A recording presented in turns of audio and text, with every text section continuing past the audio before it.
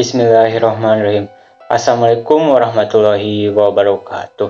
Selamat pagi teman-teman yang saya cintai dan saya banggakan, serta tak lupa saya hormati Bapak Asep Muhammad Ramdan SEMM dan Ibu Leo Sewiyanti SAG MM sebagai dosen pengampu mata kuliah kewirausahaan. Pada kesempatan kali ini, izinkan kami kelompok 3 untuk memaparkan hasil diskusi mengenai studi kasus pecel lele lela. Sebelumnya izinkan memperkenalkan diri. Saya Muhammad Adam Arazi sebagai moderator dan pemateri, Cindy Arizona sebagai pemateri, Diva Saptila sebagai pemateri, dan Wilhawani sebagai pemateri. Rumah makan pecel lele lela merupakan singkatan dari lebih laku.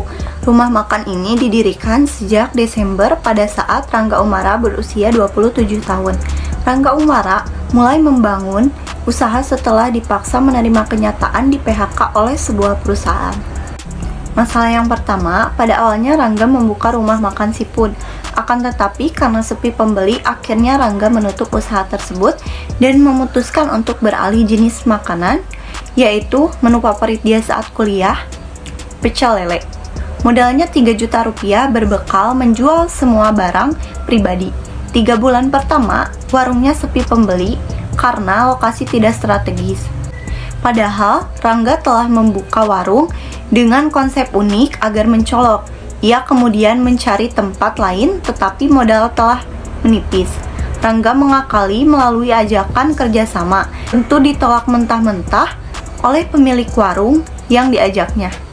Solusi yang pertama, Rangga malah penasaran dan meyakini pecel lelenya itu enak sekali. Ia pun menawari pecel lele tersebut gratis kepada pembeli dan bertanya pendapatnya. Rangga mengembangkan aneka menu olahan lele, di mana mengandalkan kelembutan daging dan memperbaiki bentuknya. Caranya, dia mengolah daging lele yang dibersihkan, dilumuri tepung dan telur lantas digoreng. Ternyata inovasi karyanya menarik pembeli berdatangan. Di tempat baru, ia menghasilkan pendapatan 3 juta rupiah per bulan. Dibandingkan gajinya sebagai pegawai jauh berbeda. Konsumen telah menerima baik menu lele tersebut, didukung tempat yang strategis. Masalah kedua yang dihadapi oleh Rangga Umara adalah pemilik tempat menaikkan sewa menjadi 2 juta rupiah per bulan. Belum dia harus berpikir menaikkan gaji ketiga karyawan. Keduanya membuat pendapatan minus dan membutuhkan dana. Disinilah Rangga terjerat hutang rentenir sampai 5 juta rupiah. Usaha pecel lela mengalami jatuh bangun sepanjang jalan. Dari pengalaman itulah membangun mental Rangga. Nah, solusinya yaitu Rangga nekat pindah tempat dari tempat sebelumnya. Rangga menanggung resiko agar bertahan. Dia semakin berinovasi dari lele goreng tepung, lele pilet kremes, dan lele saus padang sehingga kembali menaikkan pendapatan warung lele. Baik, selanjutnya dilanjutkan oleh saya, yaitu kepada permasalahan ketiga yang dialami oleh Rangga Umara, yaitu ketika beliau menaikkan pendapatan warung lele.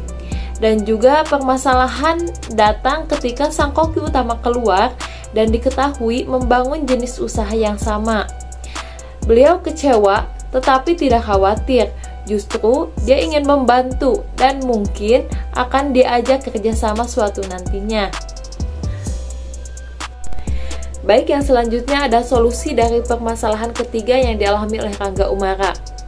Masalah terselesaikan ketika Rangga Umara menemukan koki baru, yaitu teman SMA-nya yang bernama Bambang. Beliau pernah bekerja di restoran cepat saji.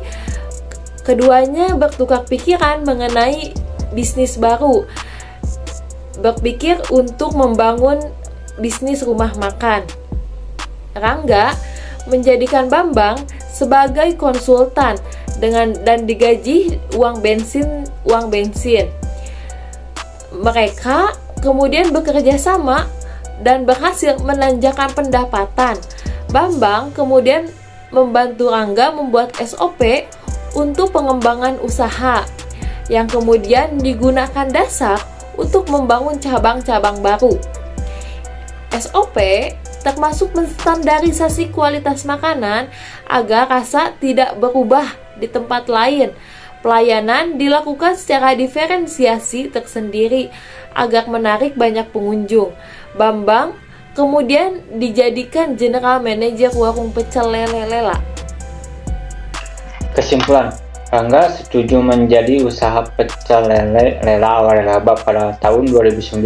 Tepatnya waralabanya membuat bisnis berkembang pesat, merambah jauh sampai ke Bandung, Yogyakarta, dan Medan. Konsumen semakin banyak sedangkan kualitas tetap terjaga. Ini berkat SOP disediakan menjangkau semua waralaba. Inovasi tetap dijalankan mulai dari menu sampai budaya lele lela. Membudaya sopan santun melalui ucapan salam, selamat pagi kepada konsumen. Salam dilakukan baik pagi, siang, dan malam. Selalu disapa. Pengusaha memang harus kreatif dan memberikan nilai-nilai baru. Waralaba bahkan sampai ke Jeddah, Penang, Kuala Lumpur, dan juga Singapura. Lele Lela memiliki 27 cabang, yang 3 diantaranya merupakan milik sendiri. Omset yang dicapai tidak tanggung-tanggung sampai 1,5 miliar dari semua cabang. Pecel lelenya diboyong masuk ke Istana Negara. Kemudian Rangga mendapatkan penghargaan dari Kementerian Perikanan. Ia dianggap mengangkat citra lele, juga menjadi sosok yang mendorong budaya makan ikan. Penghargaan lain datang dari Kementerian Usaha Kecil dan Menengah berupa Indonesia Small and Medium Business Entrepreneur Award ISBA pada tahun 2010. Keduanya menjadi motivasi bagi Rangga lebih memajukan usahanya. Untuk menjadi pengusaha yang sukses, kita tidak boleh mudah menyerah dengan apa yang terjadi. Seperti perjalanan hidup Rangga Umara.